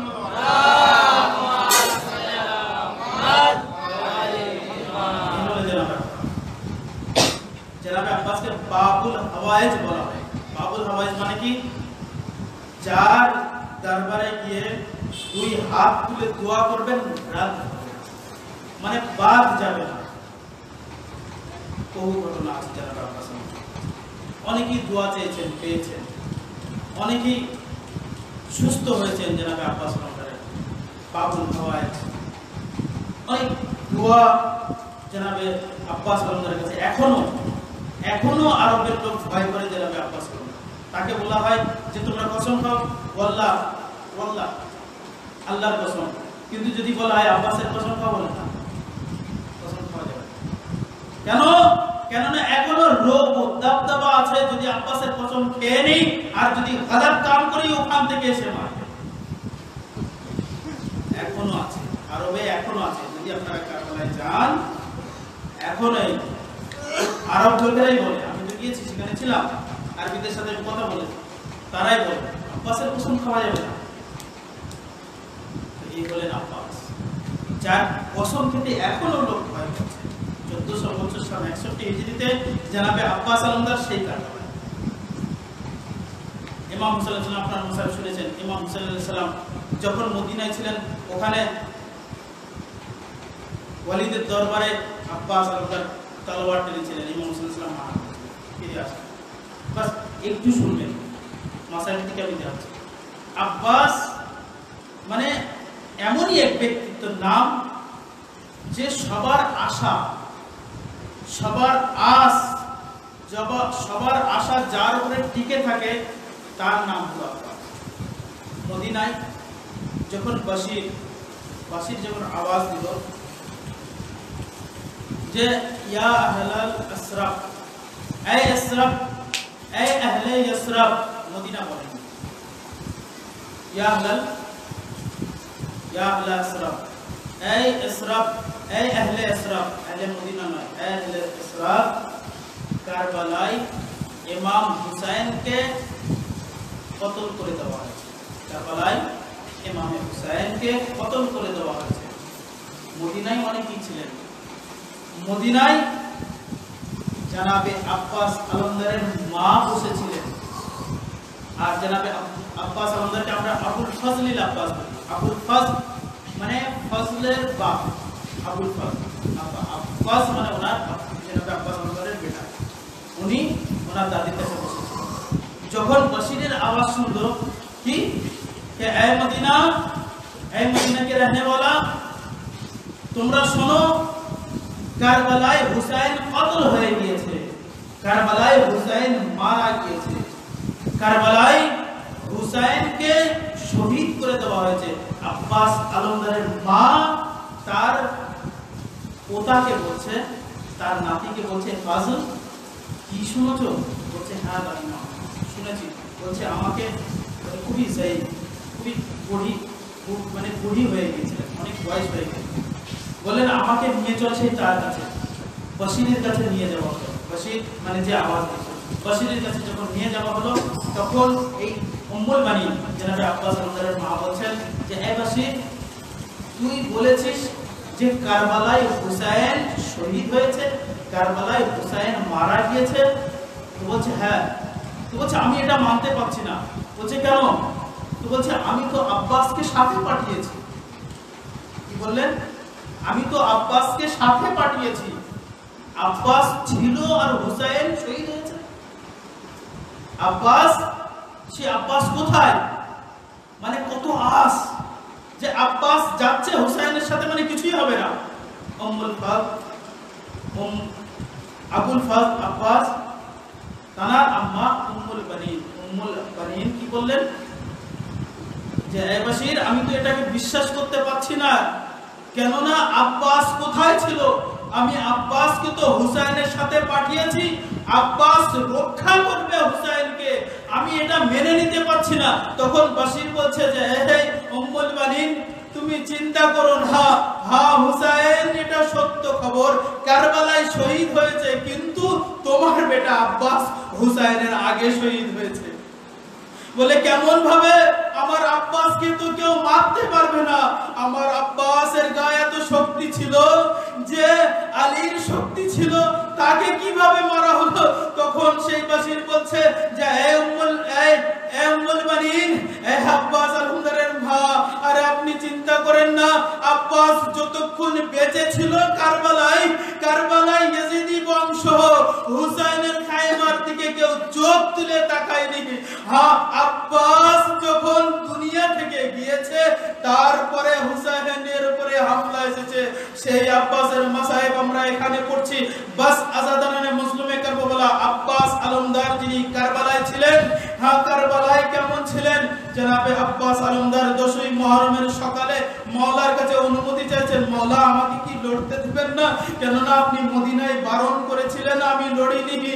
হ্যাঁ, আপনি কুফা এই কারবালায় এসে আসার পরে খায়মা আপনি সরাতে বলেছিলেন, আমি সরিয়ে নিয়ে এসেছি, সেই ইয়াজিদদের আমি মওকা দিয়েছি, মাওলা আমাকে ইজাজত দাও, মাওলা আমাকে অনুমতি দাও যে আমি কারবালায় গিয়ে ইয়াজিদের সৈন্যদের সাথে একটু লড়তে পারি। হ্যাঁ, মাওলা হুসাইন বলছেন হে আব্বাস, তুমি আমার সৈন্যর আলমদার, তুমি আমার সৈন্যদের সেনাপতি, তোমাকে আমি এখনি অনুমতি দেব না। বাস আসাদারানে মুসলিমে কারবালা আমি মাসায়েবকে অনেক সংক্ষিপ্ত করে নিয়ে এসেছি, বেশ কিছুটা মাসায়েব পড়ব কি না। ইমাম হুসাইন আলাইহিস সালামের সাহাবীগণ তারা সব শহীদ হয়েছেন একের পর এক। জনাবে আব্বাস আলমদার আবার গিয়েছেন, মাওলা হুসাইন হে আমার আকা, আমাকে যেতে দেন যুদ্ধই। মাওলা হুসাইন বললেন হে আব্বাস, তুমি আমার দলের সেনাপতি, তুমি আমার লস্করের সেনাপতি, আমি তোমাকে যেতে দেব না, এক্ষুনি ইজাজত দেব না। যখন বানি হাশিম জনাবে আব্বাস আলমদারের আগে জনাবে আলী একবার শহীদ হয়েছেন, জনাবে কাসিম শহীদ হয়েছেন, যখন শহীদ হয়ে গেলেন তারপরে জনাবে আব্বাস আলমদার আবার এসে জিজ্ঞাসা করছে হে মাওলা হুসাইন, আমাকে কি শহীদ হওয়ার জন্য অনুমতি দিবেন না? কেননা খায়মার পাশে তো লাশের উপরে লাশ এনে এক জায়গায় হয়ে গিয়েছে। তখন মাওলা হুসাইন বলছেন হে আমার আব্বাস, তুমি দলের সেনাপতি, আমি তোমাকে অনুমতি দিতে পারবো না। যখন আব্বাস একবার ডান দিকে দেখলেন কেউ নেই, বাম দিকে দেখলেন কেউ নেই, একবার বললেন আখা, আরে আমি কোন দলের সেনাপতি? আমি তো সেনাপতি আর রইলাম নয়, কেননা আমার দল যারা ছিল, আমার সাথী যারা ছিল, তাদের লাশ এই আমার সামনে পড়ে আছে, তারা ভূত পিপাসায় শহীদ হয়ে গিয়েছে। তখন মাওলা হুসাইন একবার আব্বাসের দিকে ফিরলেন, বললেন আব্বাস, আরে তুমি যদি চলে যাও আমার সাহারা কে হবে? তোমাকে আমি অনুমতি দিতে পারবো না। বাস জনাবে আব্বাস আলমদার কিভাবে অনুমতি পেলেন এটাই শুনবেন। জনাবে সাকিনা সালামুল্লাহ আলাইহা খায়মায় বাচ্চাদেরকে নিয়ে বসে আছেন, হাই পিয়াস বাচ্চাদেরকে বুঝাচ্ছেন জনাবে সাকিনা যে আমার বাচ্চারা তোমরা খুবই পিপাসায় আছো না, তোমরা এই মস্ক নিয়ে বসে থাকো, এই পূজা নিয়ে থাকো। আমার চাচার কাছে আমি যাচ্ছি, গিয়ে বলবো আমার চাচাকে আর পিপাসায় থাকতে পারছি না, আমাদের জন্য একটু পানির ব্যবস্থা করে দেন। বাস আসাদারানে মুসলিমে কারবালা জনাবে আব্বাস আলমদারের কাছে জনাবে সাকিনা এসে বললেন, হে আমার চাচা, এই মশকটি নিয়ে যান। আপনারা দেখবেন জনাবে আব্বাস আলমদারের আলম যেখানেই থাকবে না কেন, সাকিনার মশক সেই আব্বাসের আলমে রাখা হয়। কেন? কেননা সাকিনা এই আব্বাসকে, চাচাকে এই মশক দিয়েছিলেন। মশকের স্মৃতি সাকিনা আব্বাস আলমদারের আলম হলেন, আব্বাস আলমদারের স্মৃতি আব্বাস আলমদারকে আমরা মনে করি।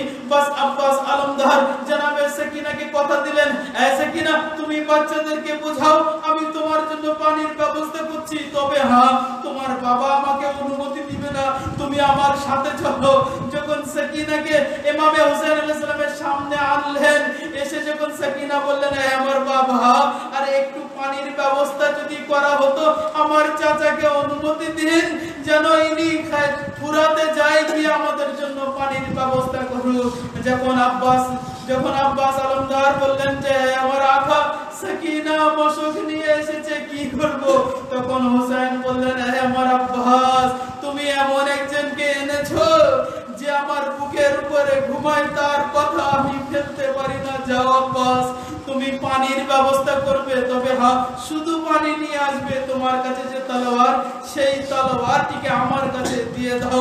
জনাবে আব্বাস আলমদার অনুমতি পেয়েছেন, কিন্তু মাওলা হুসাইন বলছেন, আব্বাস, কেননা আব্বাস আলমদার কেন অনুমতি পেলেন আর যাবেন কিসের জন্য? না পানি আনতে। কিন্তু মাওলা হুসাইন জানেন এ আর ফিরে আসবে না। বললেন, যাও একবার তোমার বোন জাইনাবের কাছ থেকে অনুমতি নিয়ে এসো। জনাবে আব্বাস আলমদার খায়মার পাশে গেলেন, গিয়ে বলছেন যে, হ্যাঁ বোন জাইনাব, আমাকে অনুমতি দিন, আমি একটু আলবিদা নিতে চাই, আমাকে অনুমতি দিন, আমি যেন কিছু পানির ব্যবস্থা করি। কিন্তু জনাবে জাইনাব সালামুল্লাহ আলাইহা বুঝতে পেরেছেন যে ভাইয়া হুসাইন আব্বাসকে আমার কাছে অনুমতি নেওয়ার জন্য কেন বললেন এবং শেষ দেখার জন্য কেন বললেন। জনাবে জাইনাব বুঝতে পেরেছেন যে আব্বাস আর ফিরে আসবে না, কেননা খায়মায় অনেক লাশ এসে গিয়েছে। বাস আব্বাস যাচ্ছে পুরাতে আর ফিরবে না। সমস্ত বিবিদেরকে ডাকলেন, বিবিরাদেরকে ডেকে বলছেন, এই বিবি, আমি তোমাদের কাছে একটি ওয়াদা করেছিলাম। কি না? এই ওয়াদা করেছিলাম যে তোমাদের পর্দার হেফাজত আমি করব, তোমাদের মাথার চাদর আমি হেফাজত করব। আমার আব্বাস চলে যাচ্ছে, আমি ওয়াদা ফিরিয়ে নিচ্ছি। আব্বাস নেই, আমি ওয়াদা ফিরিয়ে নিচ্ছি, তোমাদের চাদরের হেফাজত আর করতে পারবো না। বাস আসাদারানে মুসলিমে কারবালা আব্বাস অনুমতি পেলেন। আব্বাস অনুমতি পেয়ে কোথায় যাচ্ছেন? এটি তারিখ, এটি ইতিহাস। হামিদ ইবনে মুসলিম ইনি বলছেন যে আব্বাস আলমদার একবার ফুরাতের দিকে রওনা হলেন। যে রিওয়ায়াতের ভিতরে, ইতিহাসের ভিতরে লেখা আছে 10,000 সৈন্য আব্বাসের সামনে। যখন আব্বাসকে দেখলেন, সৈন্যরা রাস্তা দিয়ে দিল। এত আব্বাস আলমদারের রোগ, এত আব্বাস আলমদারের চর্চা যে জনাবে আব্বাস আলমদারকে আসতে থেকে ভয়ে রাস্তা দিয়েছে। জনাবে আব্বাস আলমদার ফুরাতে নেমেছেন কিনা পানি নিয়ে যাবে। ঘোড়াকে বলছেন যে আমার ঘোড়া, তুই তো জানোয়ার, তুই পানি খেয়ে নে, তুই পানি খেয়ে নে। কিন্তু একবার ঘোড়া মুখ তুলে আব্বাসের দিকে তাকালেন আর বলছেন যে এটি বেজবান, কথা বলতে পারে না, কিন্তু আব্বাসের দিকে যখন মুখটি ঘুরিয়েছেন, এটাই বলতে চাচ্ছেন যে মাওলা আব্বাস, আপনি আমাকে পানি খেতে বলছেন, খায়মায় হুসাইনের বাচ্চারা পিপাসায় আছে। আব্বাস আলমদার হাতে করে পানি তুললেন, মশকিজা বললেন, আমরা জানি, আমরা দেখি যে পানির ভিতরে নিজের ছবি পাওয়া যায়। জানেন কারবালায় কি হয়েছে? আব্বাস যখন পানি তুললেন হাতে করে, হাতের ভিতরে সেই পানির ভিতরে ছবি আসলো। খায়মায় সাকিনা বলছেন, চাচা তাড়াতাড়ি ফিরে এসো, আমরা পিপাসায়। জনাবে সাকিনা কি করলেন না, বাচ্চাদেরকে নিয়ে খায়মার বাইরে আসলেন। বললেন যে আমার বাচ্চারাও খায়মার বাইরে এসো, দেখো আমার আব্বাস, আমার চাচার আলম দেখা যাচ্ছে, এই আলমের দিকে নজর করো। আলম একবার খায়মার খায়মার দিকে আসছে, ফুরাত থেকে উঠলেন, সেই বাচ্চারা এবার জনাবে সাকিনা বলছেন যে এ বাচ্চা, আমি দোয়া করছি যে আমার চাচা তাড়াতাড়ি ফিরে আসুক, তোমরা আমিন বলবে। হাজারানি মুসলিমে কারবালা বাচ্চাদেরকে বললেন জনাবে সাকিনা যে দোয়া করব, তোমরা আমিন বলবে, আমার চাচা ফিরে আসুক। এবং আলমের দিকে নজর রেখেছেন। যখন দেখলেন যে আলম খায়মার দিকে আস্তে আস্তে একবার বাম সাইড থেকে আলম ডান সাইডে চলেছে, জনাবে সাকিনা যখন দেখলেন তখন কি দেখলেন না, আলম বাম সাইড থেকে ডান সাইডে এসেছে। ইতিহাস লিখছে, কারবালার ঘটনায় লিখছে যে আব্বাসের বাম বাজু কেটে দিয়েছে জালিমেরা, ইয়াজিদের সৈন্যরা আব্বাসের বাম বাজু কেটে দিয়েছে। জনাবে আব্বাস ডান হাতে আলমকে নিলেন আর আল্লাহর কাছে দোয়া করলেন, হে আল্লাহ তাআলা, যত দ্রুত পারি এই মশকটি যেন খায়মায় নিয়ে যেতে পারি, কেননা সাকিনার কাছে আমি ওয়াদা করে এসেছি, হে সাকিনা, আরে আমি তোমার জন্য পানি নিয়ে আসবো। সাকিনা যখন দেখলেন যে আলম একবার ডান সাইড থেকে পড়ে গেল, আলম আর দেখা যাচ্ছে না, বাচ্চাদেরকে বলছে, বাচ্চারা এবার আমি দোয়া করব, হে আল্লাহ তাআলা, আমার চাচাকে ফিরিয়ে দাও, আমরা পানি খাবো না, কেননা আমার চাচার আলমকে আর দেখতে পাচ্ছি না। যখন আব্বাস আলমদার দাঁতে ধরে মশকটি খায়মার দিকে নিয়ে আসছিলেন, ইতিহাস তারিখ এবং কারবালার ঘটনায় লিখছে যে এক ইয়াজিদি সৈন্য তার ভিতর থেকে এমন একটি তীর মারলো, সে মশকে গিয়ে বেঁধে গেল, মশকের সমস্ত পানি জমিনে কারবালায় পড়ে গিয়েছে। আব্বাস আলমদার এবার দোয়া করছে, হে আল্লাহ তাআলা, আমি যে উদ্দেশ্য খায়মায় যাচ্ছিলাম, কেননা সাকিনাকে আমি ওয়াদা করে এসেছি, সাকিনা তোমাকে আমি পানি পান করাবো, পানি আমার কাছে নেই, হে আল্লাহ তাআলা আমার দোয়াকে কবুল করো, যেন আমার লাশ খায়মায় না যায়, আমি যেন খায়মায় না যেতে পারি, আমার লাশ যেন খায়মায় না নিতে যায়। একবার এক জালিম মাথায় একটি বোঝ মারলো, এমন একটি বন্দুক মারলো যে আব্বাস আলমদার ঘোড়ার পিঠে থাকতে পারলেন না, জমিনে কারবালায় পড়ে গেলেন। তারিখ ইতিহাসের ভিতরে কারবালার ঘটনায় লেখা আছে, কারবালায় এমন একটি শহীদ, আব্বাস আলমদার সমস্ত শহীদ কোথায় না, ঘোড়া থেকে যখন পড়েছিলেন জমিনে কারবালায়, তারা হাতের সাহারায় পড়েছিলেন, হাত দিয়ে নিজেকে রক্ষা করেছিলেন। আমার আব্বাস যে ঘোড়া থেকে পড়েছেন, তার হাত দুই বাজু কাটা গিয়েছে, সে নিজের মুখের উপরে পড়েছে, মওলাকে আওয়াজ দিয়েছেন, হে মহারাখা, আরে আপনি আমাকে সাহায্য করুন, আমি পানি নিয়ে আসতে পারছি না। আব্বাস যখন খায়মা থেকে চললেন না আব্বাসের সাহায্য করতে, তখন একবার কোমরে হাত দিয়ে বলছে, আজ আমার কোমর ভেঙে গিয়েছে, হে আব্বাস তুমি কোথায়? তোমরা যখন যেতে লাগলেন, দেখলেন কোথায় না এমন একটি হাত পেলেন, সাথে সাথে তুলে নিলেন, তুলে বলছে, এটা তো আমার আব্বাসের হাত। অপরে যখন আরেকটু গেলেন, যখন দেখলেন যে আব্বাসের আরেকটি হাত পড়ে আছে, দুই হাতকে নিয়ে আব্বাসের কাছে পৌঁছলেন, জনাবে আব্বাসের মাথাকে একবার নিজে কোলে নিলেন, নিয়ে বলছেন, হে আব্বাস, তুমি পানি আনতে পারোনি, সাকিনা সেই খায়মায় তোমার জন্য দোয়া করেছে যে আমার চাচাকে, আমার বাবা তুমি ফিরিয়ে নিয়ে এসো, কিন্তু আব্বাস আমি এখন সাকিনাকে বলে এসেছি তোমার চাচাকে আনতে যাচ্ছি, কিন্তু আব্বাস বলছে, আমার আখা, আমার এটাই ওয়াদা যে আমি সাকিনাকে কি মুখ দেখাবো, যে সাকিনা আমি তোমার জন্য পানি আনতে পারিনি, বাস আমার ইচ্ছা যে আমার লাশকে আপনি খায়মায় নিয়ে যাবেন না, একটি শেষ ইচ্ছা, আমার চোখে তীর লেগে আছে, আপনি যদি একটু পার করে দিতেন তাহলে একটু আপনার জিয়ারত করে নিতাম, আমার এক চোখে রক্ত আছে, সেই রক্ত একবার পরিষ্কার করে দিতেন। মাওলা হোসেন নিজের দামান বাস মাসায়েব শেষ করছে, আব্বাস আলমদার ইনি 8 মুহররম এনার মাসায়েব, কেননা 10 তারিখের দিন অত মাসায়েব যদি আমরা পড়ি, আমরা বরদাস্ত করতে পারবো না যে কারবালার উপরে কেমন কেমন মাসায়েব জন্ম হয়েছে। अब्बास अलमदार চোখের রক্তকে একবার মাওলা হোসেন পুছে দেওয়ার পরে যখন জিয়ারত করলেন শেষ ইচ্ছা বললেন মাওলা হোসেন বলেন আব্বাস তোমার ইচ্ছা আমি পূরণ করেছি কিন্তু তুমি আমার সাথে যতদিন ধরে আছো কোনদিন আমাকে ভাই বলে ডাকনি কোনদিনের ধরে ডাকনি সব সময় আমাকে আকা বলে ডেকেছো আজ আমি চাইছি যে আব্বাস তুমি একবার আমাকে ভাই বলে ডাকো আব্বাস আলমদার বললেন আমার ভাইয়া আমার লাশকে খেমায় নিয়ে যাবে আমার